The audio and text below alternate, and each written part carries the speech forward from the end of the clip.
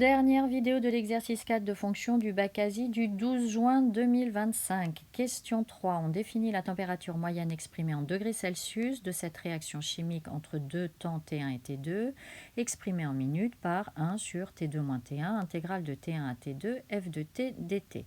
Je te rappelle que F, c'est ce qui donne la température dans notre exercice, et T, c'est le temps écoulé.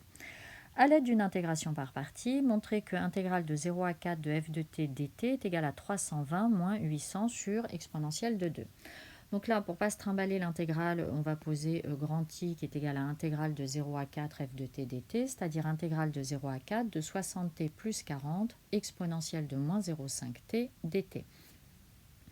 Tu dis que la fonction f est continue sur 0,4, donc grand I existe. Et donc maintenant, on va poser notre U' et notre V pour notre intégration par partie. Alors je me suis rendu compte trop tard que j'avais oublié de te remettre la formule, donc je l'ai mise un petit peu en dessous. Donc la formule de l'intégration par partie, c'est si tu as intégrale de A à B de U'V, alors c'est égal à U fois V qu'on va calculer entre A et B, moins l'intégrale de UV', d'accord?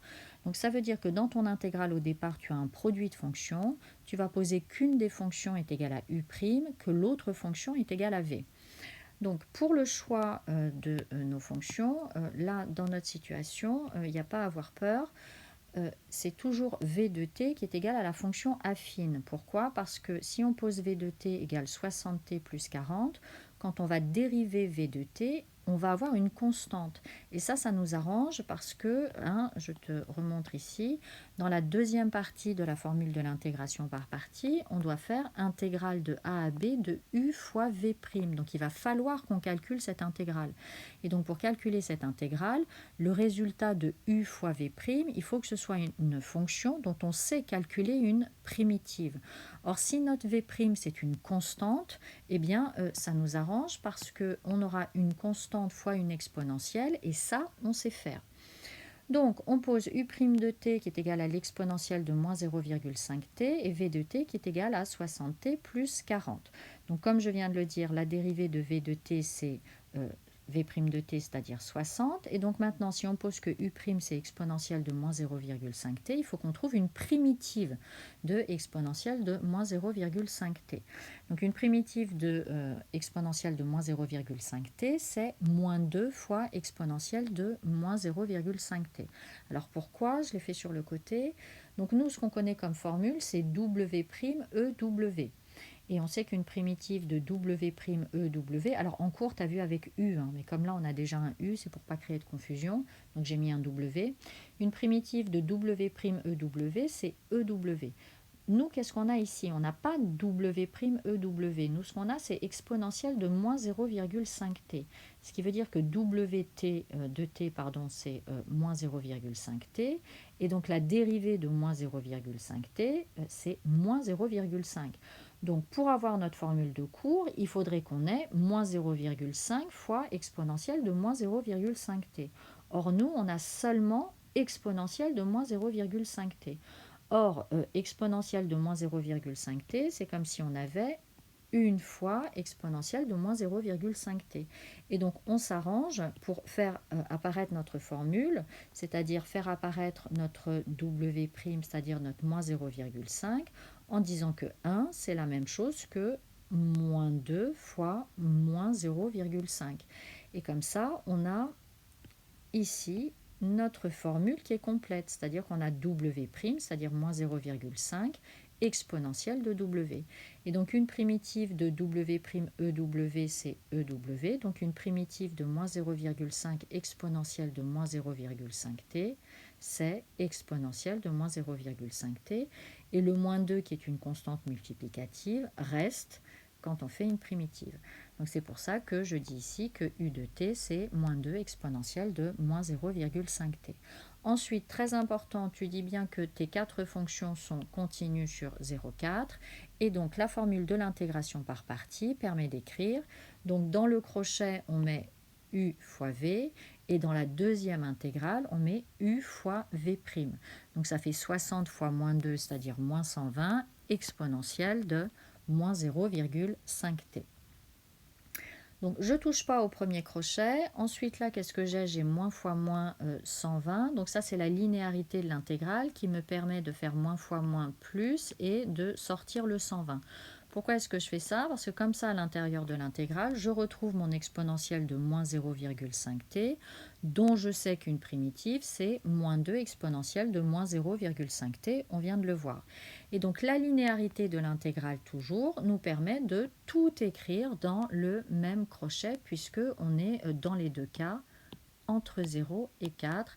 Et c'est ce que te dit en gros la linéarité de l'intégrale.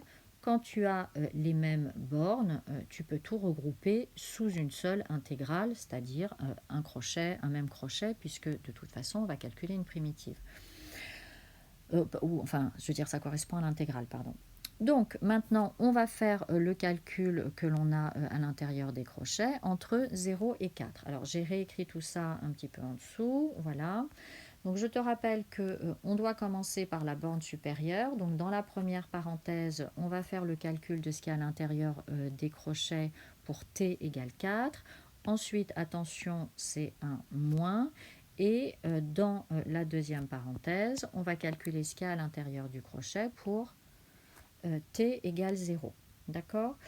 J'ai oublié de rappeler aussi, mais bon, je pense que tu le sais, hein, quand on calcule la formule pour calculer une intégrale que tu as vue en cours, c'est que on a intégrale de f de t dt, petit f de t dt, qui est égale à grand f de t entre a et b, où grand f est une primitive. Et à ce moment-là, ça te donne grand f de b moins grand f de a.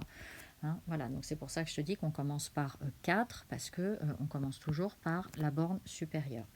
Donc tu remplaces t par les valeurs. La vidéo va être trop longue comme d'habitude, donc tu mets sur pause. J'ai bien mis tous les détails pour que tu ne sois pas perdu. Et donc à la fin, on trouve que i est égal à moins 800 exponentielle de moins 2 plus 320. Et comme exponentielle de moins 2, c'est la même chose que 1 sur exponentielle de 2, eh bien on a bien 320 moins 800 sur exponentielle de 2 qui était le résultat qui nous était demandé. Et donc pour finir maintenant, on nous demande d'en déduire une valeur approchée au degré Celsius près de la température moyenne de cette réaction chimique au cours des 4 premières minutes. Donc je te rappelle que la température, c'est la fonction petit f. Donc si on te demande la température moyenne, c'est qu'on te demande la valeur moyenne de f. Et donc, comme je te l'ai rappelé à gauche en rouge, c'est 1 sur b moins a, intégrale de a à b de f de x dx. Donc là, c'est les 4 premières minutes, donc ça veut dire qu'on est entre 0 et 4. Donc tu dis la valeur moyenne de la température au cours des 4 premières minutes est donnée par 1 sur 4 moins 0, intégrale de 0 à 4 de f de t dt, f étant la fonction température. Et donc, ça fait un quart de l'intégrale grand I qu'on vient de calculer. Pareil, tu mets sur pause, tu regardes et on trouve que un quart de grand I, ça fait environ 53 quand on arrondit à l'unité. Et donc tu peux conclure en disant que la température moyenne de la réaction chimique au cours des 4 premières minutes est de 53 degrés environ, puisqu'il fallait arrondir au degré Celsius. Voilà, mon travail est terminé pour ce bac, parce que je ne vais pas faire le bac centre étranger. Donc, je te souhaite beaucoup de courage pour ton bac. Je te dis un gros merde. J'espère que tout va bien se passer. Et puis, bonnes vacances pour après. À bientôt.